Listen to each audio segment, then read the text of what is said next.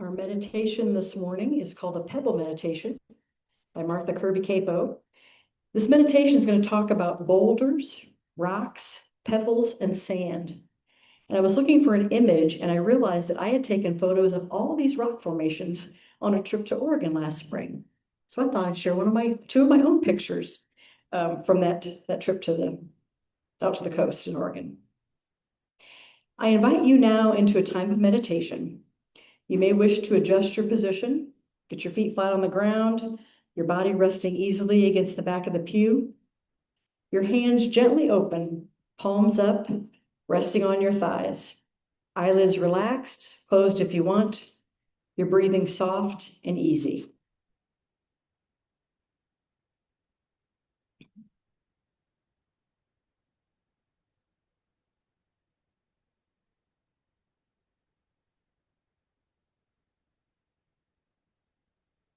In these next several minutes, I ask you to give yourself the gift of time. Time for your spirit to lay down its burden. Time for your thoughts to ease away from each other, creating pockets of silence between the noise of their passing. Time for your body to simply rest. Time to rest, an infant safe and warm in the womb of our Mother Earth, listening only to the soothing, regular sound of her timeless pulse connecting each of us to all that is. Time to simply be.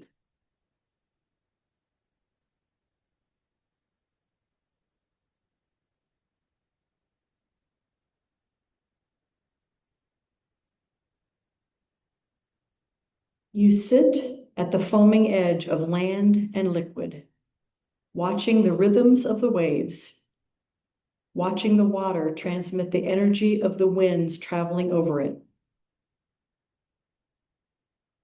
watching that energy crest across the barrier of the sand and pebbles. Some pebbles, larger than others, only shift gently in place as the water sluices around them. Others, smaller, more agile, seem to chase the backwash as the water ebbs away, only to be returned, more or less, to where they began.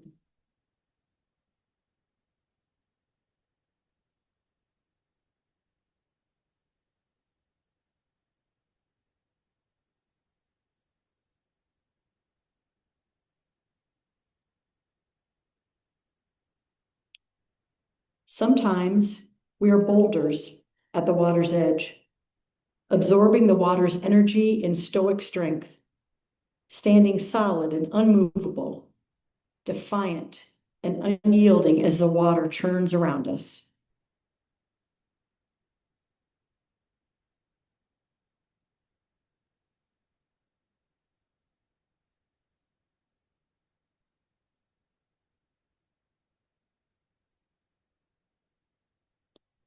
Sometimes we are rocks, stubborn, slow to be moved, sluggish in our response to the tides pushing and pulling us.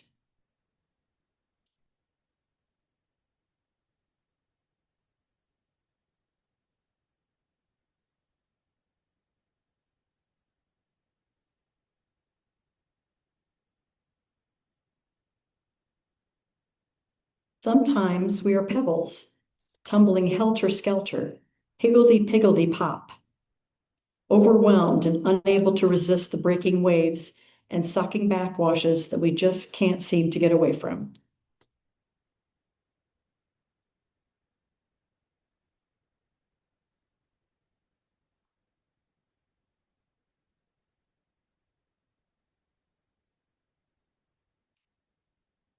And sometimes we are sand, with an infinite capacity to accept and absorb and transmit the energies breaking against us, able to allow those energies to pass through us, through the pockets of silence, of space, of peace within us.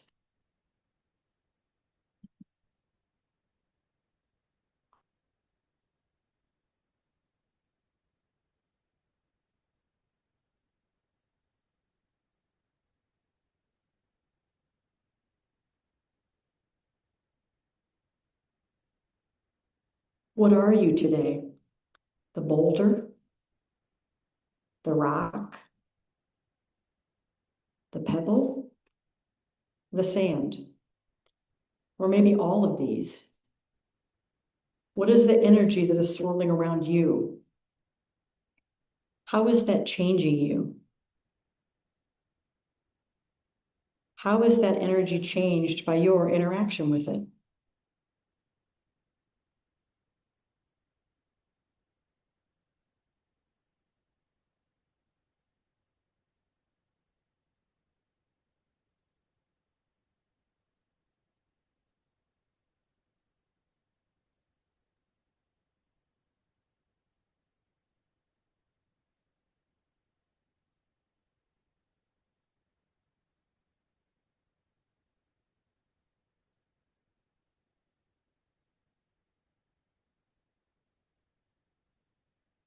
In every breath, in every curving muscle and ligament, in every pulse and rhythm you experience, there is a story of you, of who you were, of who you are now, of who you will choose to be, of how you choose to be connected to all that is. A story that is still being written by you.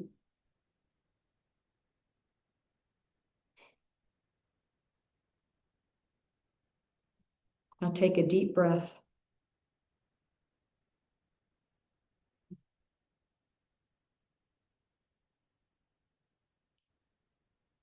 Take another and start to open your eyes.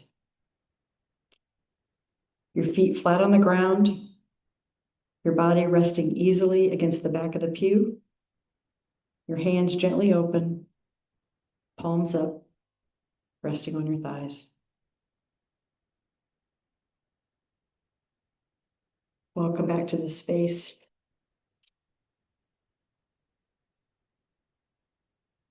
I'm not sure which of those rock formations I am today, but maybe all of them. We're going to turn to our message now, and I am so excited to welcome Shari Wagner back for our message today. We're excited to hear you share poems about the historical Indiana women, but let me first tell you about Shari. She is a former Indiana Poet Laureate in 2016-17 and the author of 3 books of poems, The Farm Wife's Almanac, The Harmonist at Nightfall, and Evening Chore. Her poetry has appeared in North American Review, Shenandoah, The Writer's Almanac, American Life in Poetry, and in Finding Home, Indiana at 200, a production of the Indiana Repertory Theater. Currently, she's working on a manuscript of poems in the voices of various people from Indiana history.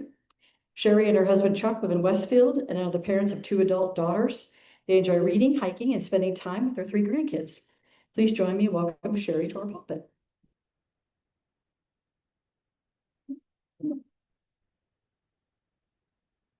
We'll do a quick change here. Chuck out of your way. Stop. Sorry.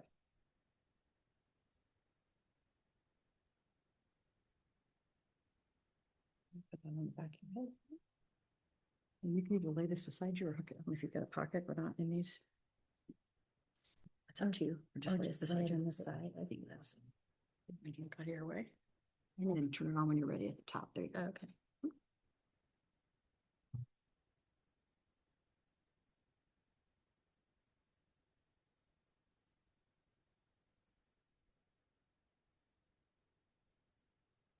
Well, it's great to be back here today.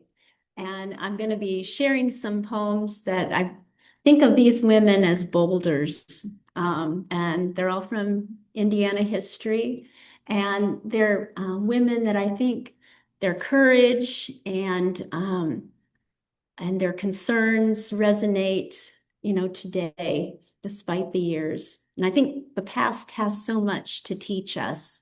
So I'm just kind of fascinated by the past. And I love writing these poems, but also doing the research too.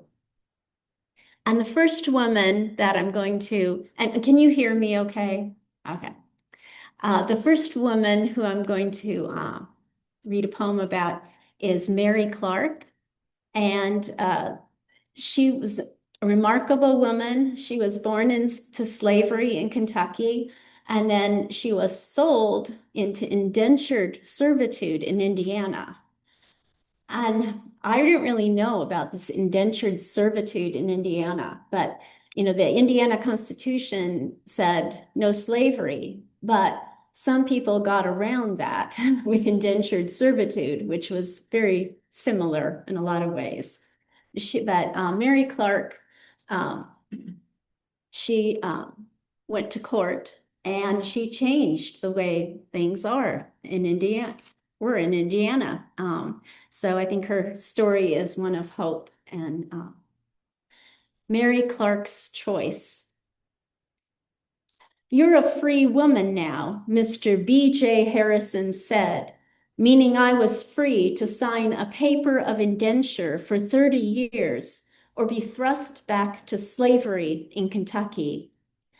Like, did I choose to be bit by a rattlesnake or a copperhead?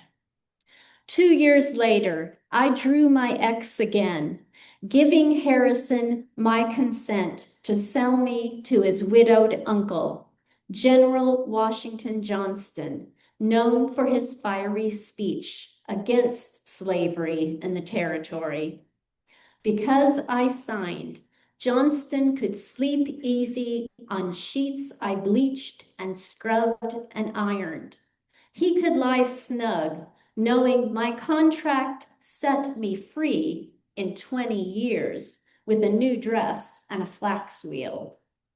When I married Samuel, Johnston blessed our union. He knew each baby at my breast added 2 years to my servitude. And if drought dried up the fields, or I didn't do as he pleased, he had more than one way to square the ledger. My family was cordwood stacked for him to split. So I listened close.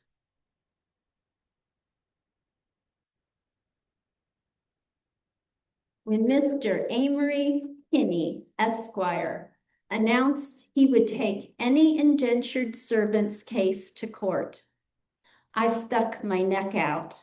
I held it there, though I lay face down between a rock and a boot. I lost my case in Knox County, but the state Supreme Court ruled I was held against my will, and that was slavery, sure as a loop stitch has a knot. Those 3 judges threaded their judgment through truth's needle and never blinked.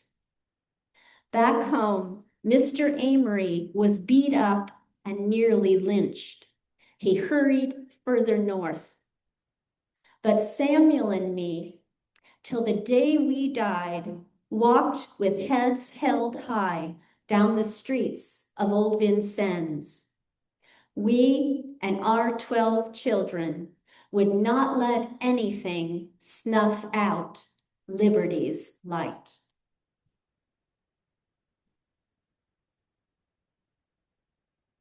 Have any of you been to the Levi and Catharine Coffin historic site in Fountain City? Raise your hand. Yeah, quite a few of you. That's great. That's one of my favorite historic sites in Indiana. And I wish like all school kids, had the opportunity to visit there. It's such interesting history. It was called the Central Station of the Underground Railroad. A Quaker couple named Levi and Catharine Coffin, they built a house there just because with the intention of it being part of the Underground Railroad. So they had a well, a spring in the basement so they could secretly give water to the people, freedom seekers coming north. And they had hidden places in the house. And I think a lot more's been written about Levi than Catharine. But I chose to explore her voice and did research on her, and she was just as active as Levi in the Underground Railroad movement. And during the 20 years they lived in Fountain City, over 1,000 freedom seekers went through their home, including Eliza Harris, who's in this poem, and who you may have read about. She's the main character that crosses the Ohio River on ice in Uncle Tom's Cabin by Harriet Beecher Stowe. Aunt Katie's housework. When boarders arrived at night in false bottom wagons, we'd serve dinner in the kitchen below the kitchen, near the secret spring-fed well. To young and old I said, "Thee must call me Aunt Katie, and I will greet thee by a name of thy choosing, one no bounty hunter bears on writ of entry." As I poured tea, I spoke discreetly, soliciting what slave catchers never asked, so ignorance would prove bliss. Like Eliza Harris, who leapt from one ice floe to another before alighting in our attic, I learned to navigate a slippery surface by thinking a step ahead. Hot meals I carried upstairs in a basket draped by Levi's shirt, warm from the iron. What resembled a sewing circle was the underground in the parlor, laying tracks with each invisible stitch. Soon my needle grew more cunning, devising costumes fugitives wore as they sauntered past would-be captors by the gate. I favored high-collared dresses for Quaker ladies, even when those ladies wore beards beneath their veils. Some friends denounced this housework as deceitful and expelled Levi and me from meeting. But Jesus said what to do with wolves at the door. Be thee shrewd as a serpent, harmless as a dove.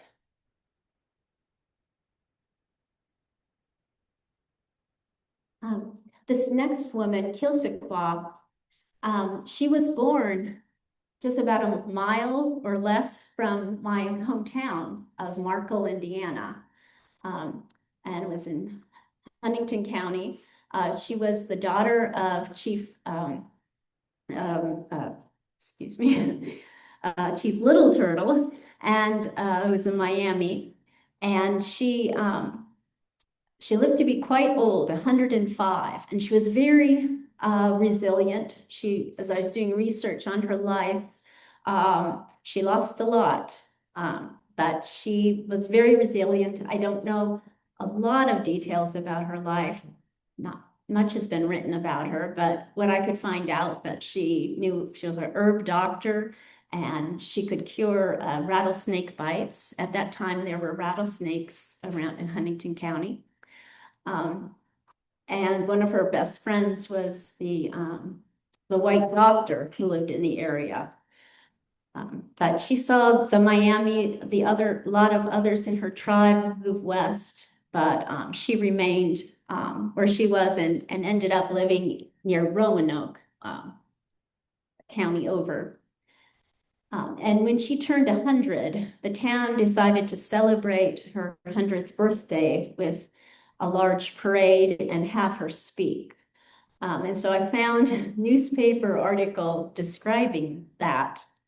And I felt like what she was saying after having researched her life was a lot of tongue in cheek, which I don't think the people realized that heard it. I also learned that she knew English, but she didn't let on that she did. And she also didn't speak it. She would have her son translate. And the epigraph for this poem it's called Killhsoohkwa's Honor.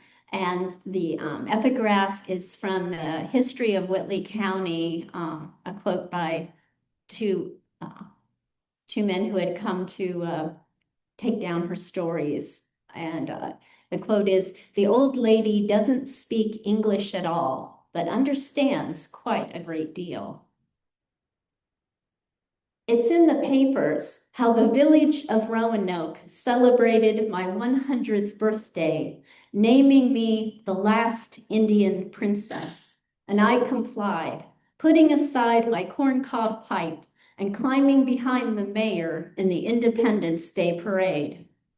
We ended in the churchyard where little flags were planted, and the boom of Battery Bees Canyon saluted all 46 states.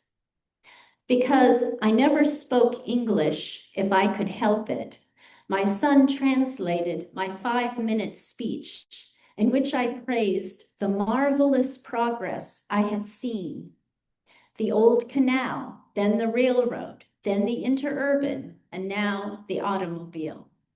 All this, I said, was wrought and wrought well by the hand of the great maker himself.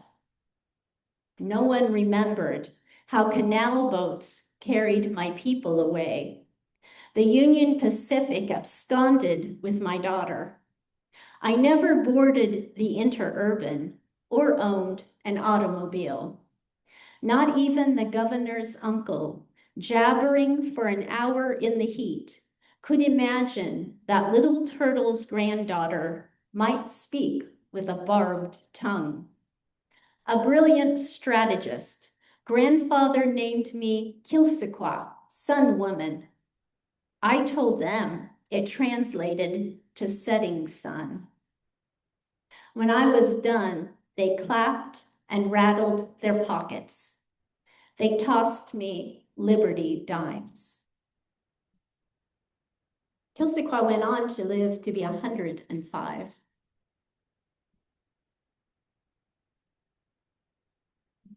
One of my favorite places is Turkey Run State Park, and that probably wouldn't be there today except for Juliet Strauss.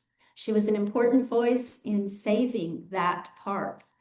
And Juliet was a columnist for Ladies' Home Journal, and she also wrote in the Indianapolis papers a lot.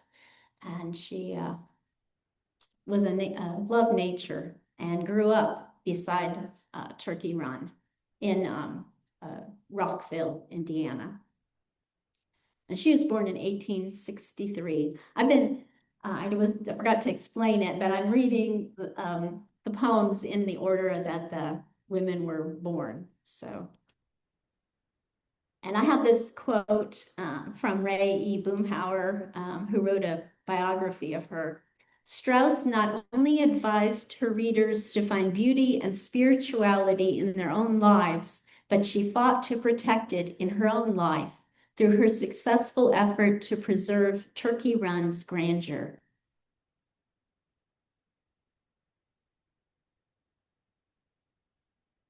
In Ladies' Home Journal, I extolled the unsung pleasure of rolling out a cobbler crust or pulling sun-dried laundry from the line. But my heart's domicile was the wilderness near Rockville, where as a child I turned handsprings on canyon floors and shimmied up sandstone walls to lichen-covered cliffs fringed by ferns. Papa praised my questing spirit, and when he died, a young man with hands gnarled from carpentry, the wind in hemlocks cradled me. Scoured rocks taught me to persevere amid poverty and honor the plain and simple.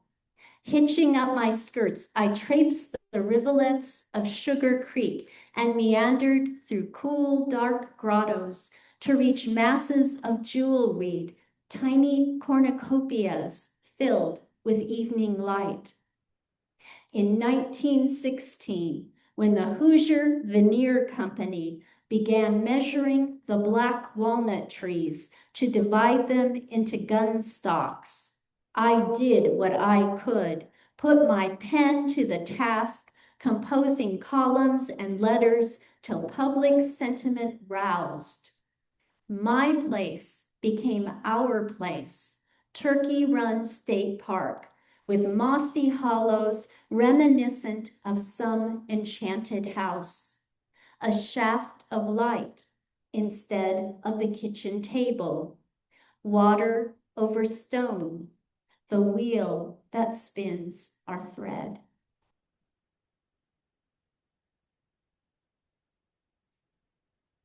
Now, this next woman I learned about here at this church. Albion Fellows Bacon, and I can't remember who the speaker was, but she spoke on Albion and some other women from Indiana history.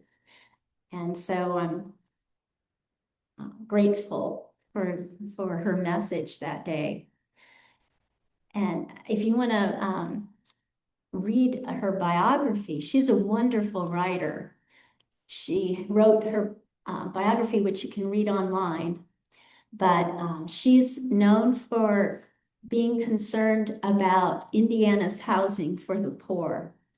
And she made a great difference, as you'll learn in the poem. But I'll give my epigraph is from the website Albion Fellows Bacon Center. Bacon's determined mindset to improve the substandard housing in Indiana led her to draft a model Indiana state law. This bill passed in 1909, but was only usable in Evansville and Indianapolis. With further willpower and petitioning, Bacon organized the Indiana Housing Association in 1911, which made the bill applicable statewide. Albion's mission. As a child, I set aside my hoop and stick and built a tiny stone house under an apple tree. Soon a cobbled street meandered near, with more quaint cottages beneath mossy thatch. Any stone dislodged, I righted. Any roof blown off, I reattached. Later, as a wife and mother, I kept a model house set on a spacious lawn, but suffered an odd malaise. For 8 long years, no comfort gave me pleasure. I grieved like a giant restrained by gossamer rope. When a deadly fever reached my daughter's school, I summoned the strength I had relinquished. I left my elm-lined street to observe the crowded tenements of mill workers and washerwomen. I felt the immense lump on the consumptive's hard bed, peered into the dank cistern's throat, teetered on the scum-green rim of poverty. From that abyss, I drew my grit against Goliath.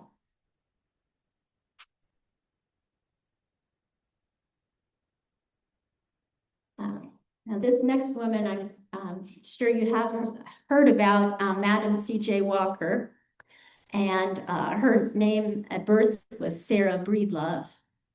And the quote, to get information about her life, I read her great-granddaughter's biography, Lelia Bundles, which is really interesting book, Self-Made, Inspired by the Life of Madam C.J. Walker.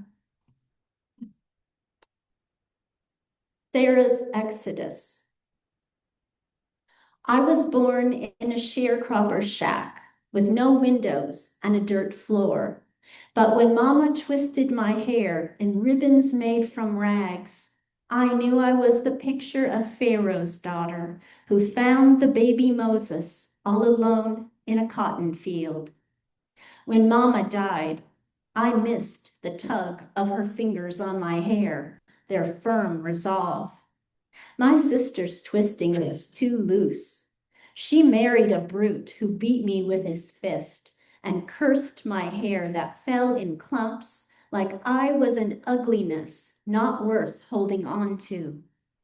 I escaped when I turned 14 and married a man named Moses, but the sea that should have parted spread its blood-stained sheet, leaving me a widow, nursing a child whose crown I kissed to make it real.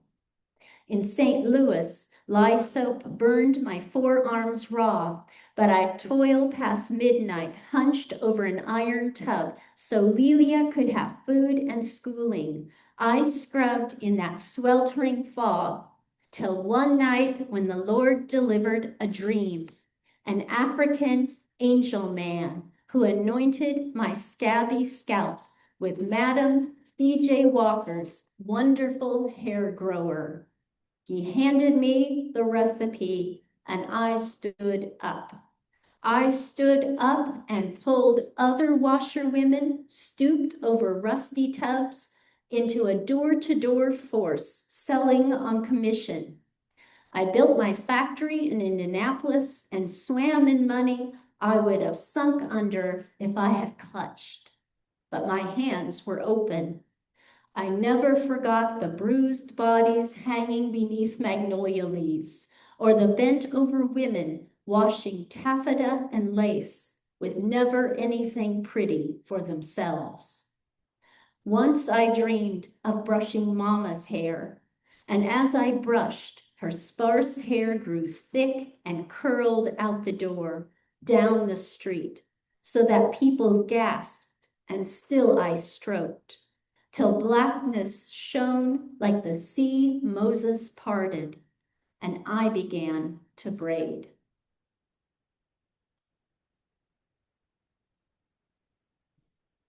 I have two more poems, and this next one is in the voice of Catharine Flossie Bailey. You've probably heard of the terrible event of the lynching in 1930 and right outside the courthouse in Marion from the oak tree there of two men and almost a third. But you may not have heard of Flossie Bailey, who right away before it happened started using her phone to call for help. And after the lynching, she still used her phone. And she kept on calling for all her life to try to change things. The epigraph is from Marion newspaper, the Chronicle Tribune, an article by Matthew Sharp, Women's History, Flossie Bailey Created Lasting Change in Indiana. And the quote is, "There was a real effort to sort of hush this whole thing up," said Grant County historian Bill Munn. "I think the information we have today was in large part due to Flossie Bailey's persistence." Calling for change. Never will I forget August 7th, 1930, when I saw Claude Dieter's blood-stained shirt hoisted from a high window of the Marion Town Hall, a signal to fetch thick rope. On that terrible day, I started phoning. First, the sheriff, to have the boys moved. When he said, "We've never had a lynching in Grant County history," I called the mayor's office, but he was in Naptown for the day. I was still calling that night as a mob stormed the jailhouse, as Tommy Shipp and Abram Smith were beaten, stabbed, and hanged from the courthouse tree. I called the governor while thousands celebrated, cutting buttons and shreds of cloth for souvenirs.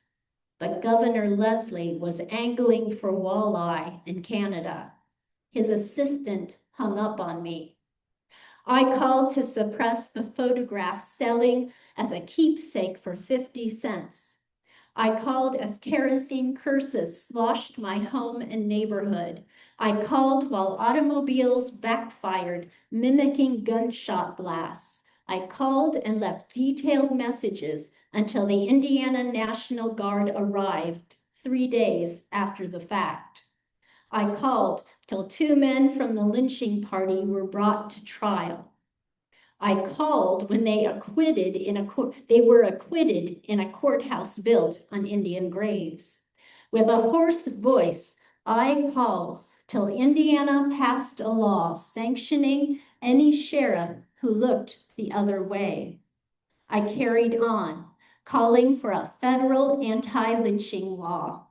I called and called through bad connections when the line was busy or the office out for lunch. Well, 70 years after Flossie's death, there finally was an anti-lynching law, a federal one. It's called the Emmett Till Anti-Lynching Law in 2022.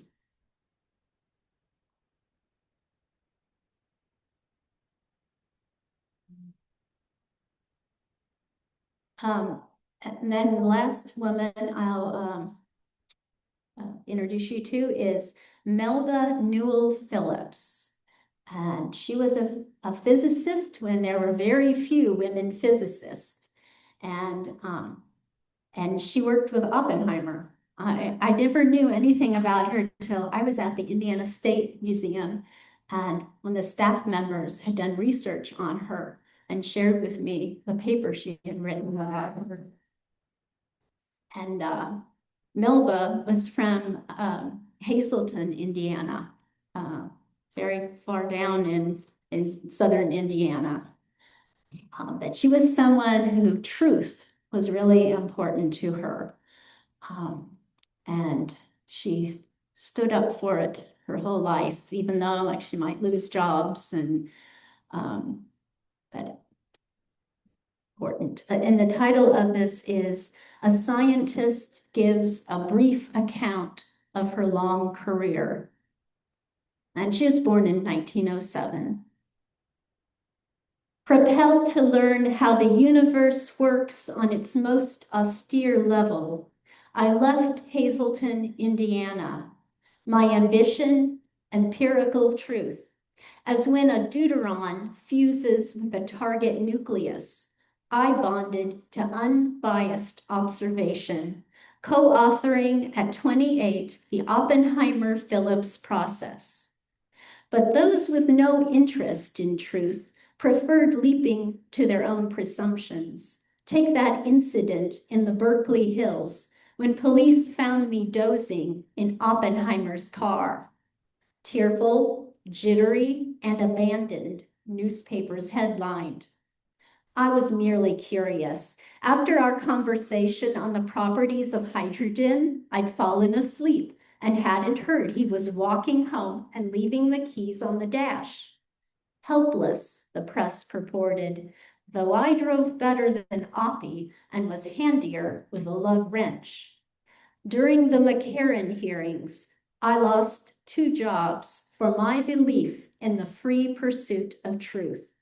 Science must be shared or it converts to a stockpile. At 80, I retired from teaching physics and returned to Hazleton, where I was remembered as Virgil and Alida's daughter, the one who went elsewhere, eccentric, never married, invisible as the deuteron before it bonds with hydrogen and the poles shift. I look forward to talking with you in the basement later.